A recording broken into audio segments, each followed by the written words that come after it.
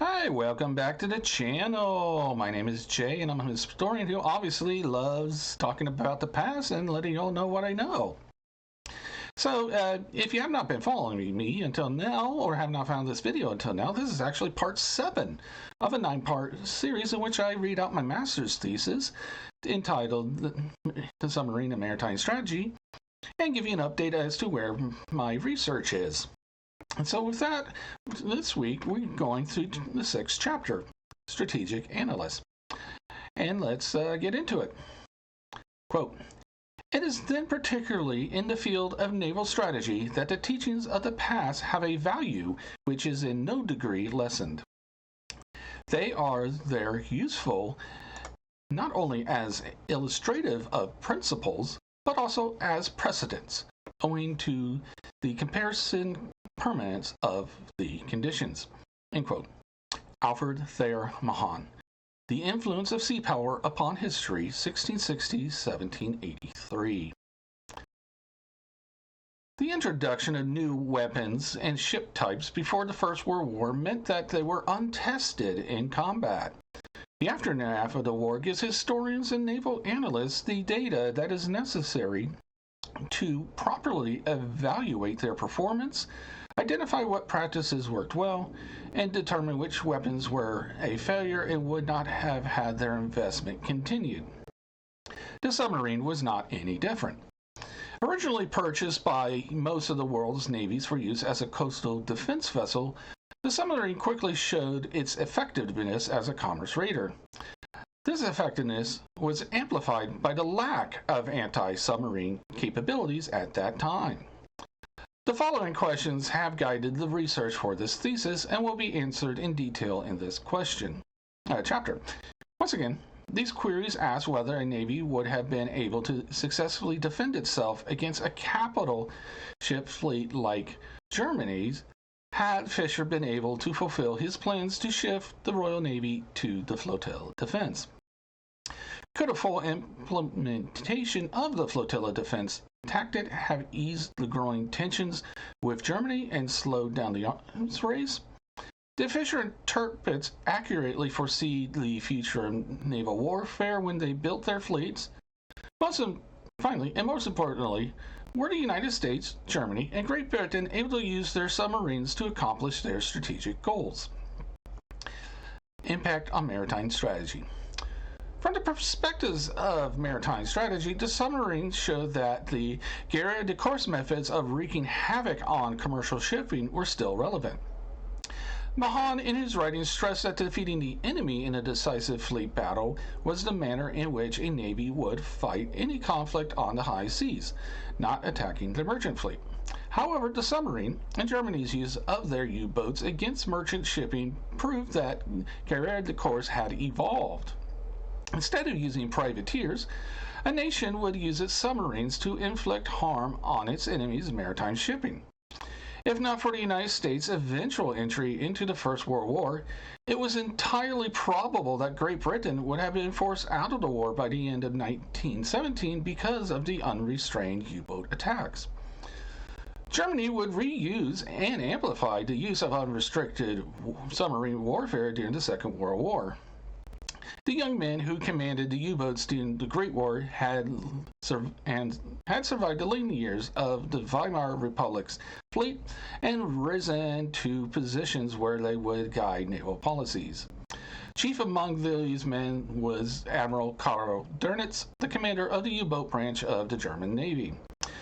Dönitz and his Wolfpack commanders built on the lessons that they had learned during the previous war and refined them for use in the Second World War to devastating effect.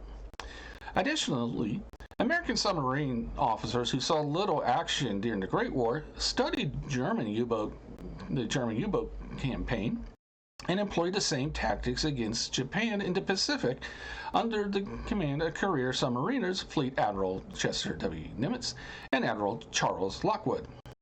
The use of submarines for guerre de course roles had the side effect of allowing the cruisers to be available to serve as scouts and escorts for the battle fleets.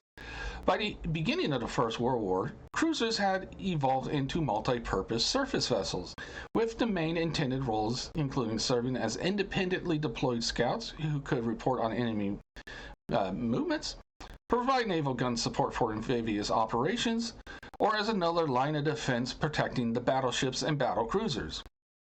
In the age of the all-big gun dreadnoughts, the cruiser's smaller guns would be needed to defend the battleships and battle cruisers from a destroyer torpedo attack front. The submarine, as intended for use by the Royal Navy and the U.S. Navy, also allowed cruisers and battleships to concentrate as a single battle fleet instead of being deployed along the coast to provide defense against an enemy invasion. The submarine in the First World War had a unique advantage that the German U-boat commanders would use to the fullest. When they were submerged, they were undetectable until their torpedoes hit their mark. While depth charges and very primitive hydrophones were quickly developed as an attempt to slow down the German undersea onslaught, the submarine would have the advantage until sonar was introduced by the Royal Navy just before the Second World War. As discussed previously, the British had been aware of this since at least 1904, if not earlier. Fisher had members of his fish pond look into tactics and technology to detect and attack submerged submarines, but these efforts had not produced any satisfactory results before the war broke out. Flotilla defense. When an invasion defense plan such as what Fisher proposed with his flotilla defense have worked, when taking in the lack of a device that could detect submarines below the surface or spot their periscopes in the choppy seas, there's a good possibility that using submarines could have inflicted massive damage to the invasion fleet. Even the knowledge that a fleet of transports would be sailing into a region which was patrolled by submarines would have been enough of a deterrent. Because the First World War defied the expectations of the pre-war planners and quickly became a war of attrition on the Western Front, there is not any historical evidence to make a sound conclusion. However, this question presents itself as one that could be subjected to computer simulation or tabletop wargaming, which would produce a set of data to show if flotilla defense was a viable strategy. Another question that naturally comes out of the flotilla defense discussion is whether a flow transition to that strategy by the Royal Navy could have eased the tensions with Germany and slowed down the naval arms race. While Churchill made gestures to the Germans to have construction holidays and even substitute submarines for battleships, these offers were not accepted by Tirpitz. All the primary sources and the historiography indicate that Tirpitz was intent on continuing his naval construction program and reaching the 60 battleships that he had envisioned for his fleet. Churchill's attempts to slow down the naval arms race in the final years before the outbreak of the war failed due to Tirpitz believing that he was just a few years away from accomplishing his goal. Those last few years were crucial for the German battleship fleet because of the few years that were lost due to the introduction of HMS Dreadnought. Therefore, Tirpitz could not afford to agree to a naval construction holiday. Yet, despite the weakness of flotilla defense in defending the merchant fleet from U-boat attacks without forming convoys, it would have accomplished its goal of defending the British Isles from a continental invasion. There is also a good possibility that the High Seas Fleet would not have ventured into the North Sea and English Channel had there been the large number of submarines that Fisher and later Churchill sought to acquire for the Royal Navy. However, the U-boats would have still shifted to commerce raiding patrols after the stalemate on the Western Front began. While flotilla defense would have made it doubtful that a major fleet engagement such as Jutland would have occurred, the massive loss of merchant tonnage due to U-boat attacks would have remained similar. Fisher had developed this tactic to counter an invasion, not to prevent submarines from being used against merchant vessels, despite the warnings from within the Royal Navy that existed as early as 1901. Projecting the future of naval combat. Another important question that should be asked in regards to naval planning during the early days of the 20th century seeks to resolve whether Tirpitz and Fisher adequately foresaw the future of naval combat. World War I was not the first war to be fought with steam-powered ships or armored vessels, nor was it the first to pit two naval peers against another, but it was the first with modern submarines. The First World War displayed the submarine as a fully functioning weapon, not an experimental vessel. Pre-war development had advanced far enough for this warship's potential threat to be taken seriously. Therefore, the First World War was the first conflict to highlight the deadly potential of this undersea vessel. Beginning with the leadership of the Imperial German Navy, the easy answer, and possibly one that any amateur historian would argue, was that Tirpitz was principally focused on building battleships and neglected the submarine. However, the historical record shows that Tirpitz was well aware of Great Britain and the United States submarines' developments, but he was hesitant to invest in them until the technology had advanced enough to allow these vessels to be used offensively.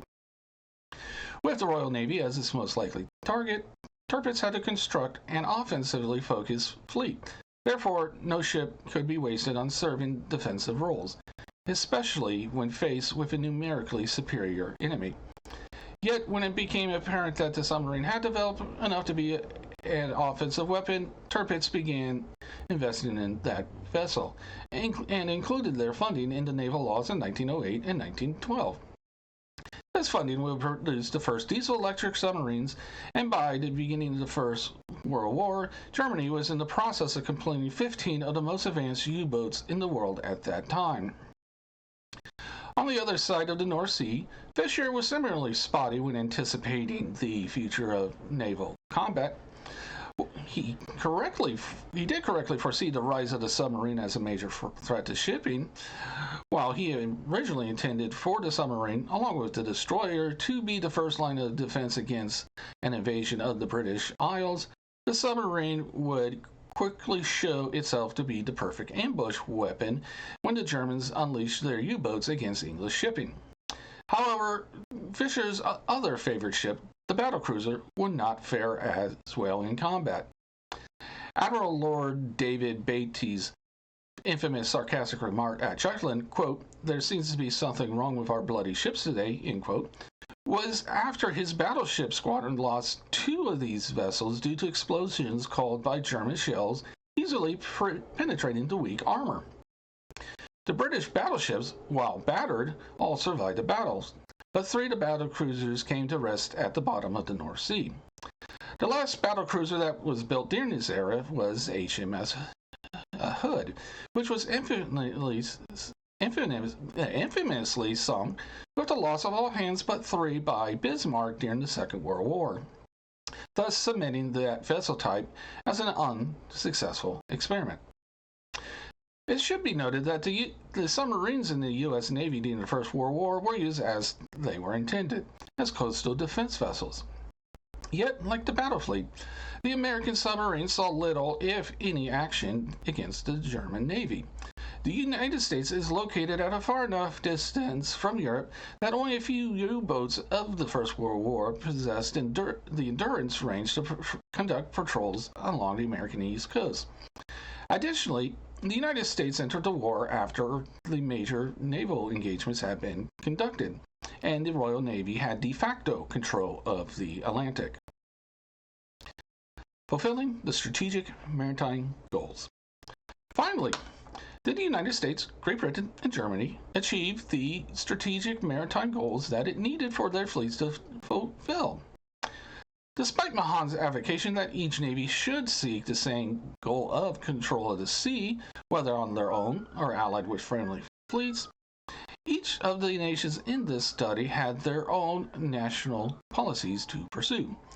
For Great Britain, the Royal Navy was tasked with the principal duty of protecting the British Isles from an invasion, keeping the sea lanes connecting the colonies to London open, and responding to threats against the empire. Germany was attempting to find its place in the sun by building a first-class navy. The Kaiser desired to show the rest of the world that his nation was not just a continental power. The United States was emerging as a major power, and under the guidance of Roosevelt and Mahan, was planning on using its fleet to project its power globally, especially in Latin America and the Far East. Great Britain. The First World War showed that the United Kingdom was able to keep its empire and home islands safe from an invasion. The home islands were never threatened by a German assault due to the stalemate on the Western Front. However, the U-boat raids on shipping coming into Europe came close to cutting the British Isles off from the rest of the world. The Central Powers were lacking in naval capabilities outside of the submarine and capital ships, and their troops were all needed to maintain the lines on both fronts. The Royal Navy was never seriously challenged by the German fleet outside of the engagements at Heligoland, Dogger Bank, and Jutland. Instead of employing Fisher's flotilla defense strategy, Admiral John Jellicoe and later Beatty chose to keep the fleet closer to home and employ a distance blockade of the North Sea. This blockade would deploy cruisers, submarines, and destroyers throughout the North Sea as scouts and would report back to Scapa Flow when they spotted the enemy. The scouting line was between Scotland and Norway, along with patrols throughout the North Sea, were a key deterrent preventing the High Seas Fleet from sortying out of Wilhelmshaven. The distance blockade of the North Sea kept the German fleet in port for the majority of the war, resulting in a strategic victory for the Royal Navy. Despite the shift of the emphasis of the naval construction program away from submarines and destroyers to support Fisher's flotilla defense strategy under Wilson, the Royal Navy was in the process of returning to those smaller vessels when the summer of 1914 arrived.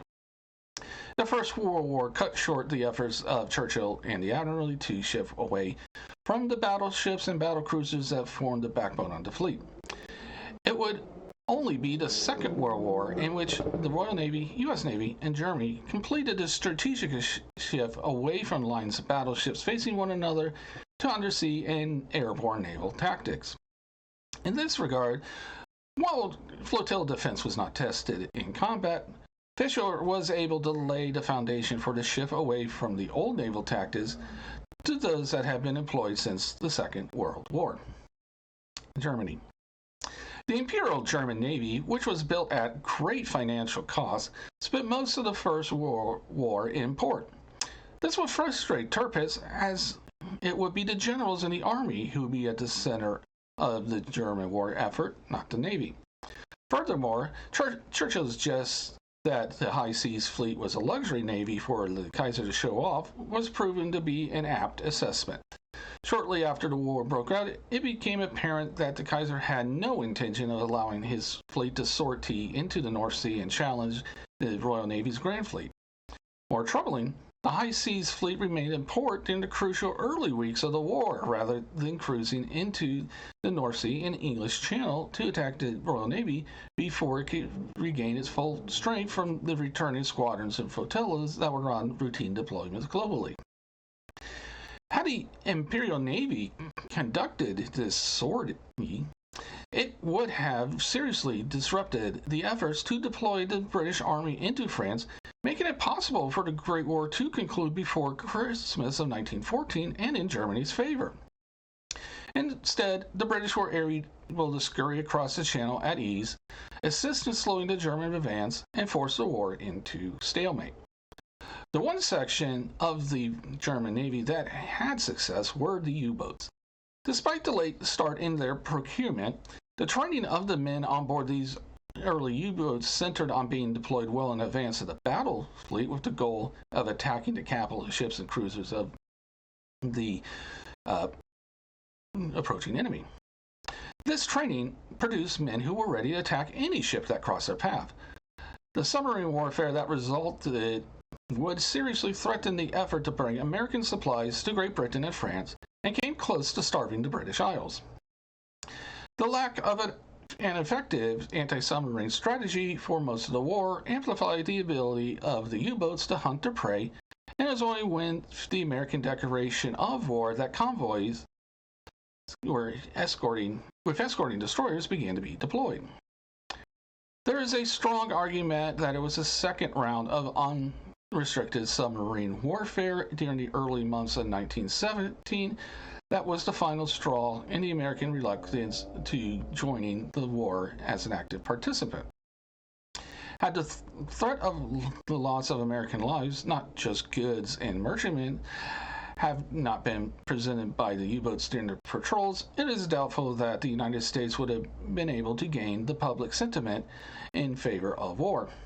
Therefore, the success of the U-boats and their indiscriminate predation of merchant ships of all nations led to the eventual turning of the tide with the entry of the United States. The United States. The U.S. Navy entered the First World War nearly 3 years after the outbreak of the conflict and long after the major naval battles at Heligoland, Dodger Bank, and Jutland. The arrival of the American fleet came at the pivotal moment when the Royal Navy under Jellicoe reluctantly began to organize transports into colonies. While still a rapidly growing regional maritime force, the U.S. Navy was able to augment the Grand Fleet's battle line and provide much-needed destroyers for escorting the convoys. Yet, besides the numerous untold engagements between destroyers and U-boats, the American battle fleet did not see any major action. The American submarines likewise saw very little action. For the most part, they were stationed along the Atlantic and Pacific coasts as a line of defense against an invasion, as originally intended by the naval planners at the turn of the century. Upon entering the Great War, the United States increased its military spending, including appropriations for additional warships. This legislation, along with the defeat of Germany in the fall of 1918, placed the United States in the position of having the second largest and most powerful navy in the world, just behind Great Britain and ahead of Japan. And that was the 6th chapter. I hope you enjoyed it. Next week we will be going through the conclusion, and I hope you enjoy that as well. Please come back. Also, like, share, subscribe, all those good things. And if you're going to leave a comment, please be kind to each other. And I will see all of y'all next week. Bye-bye.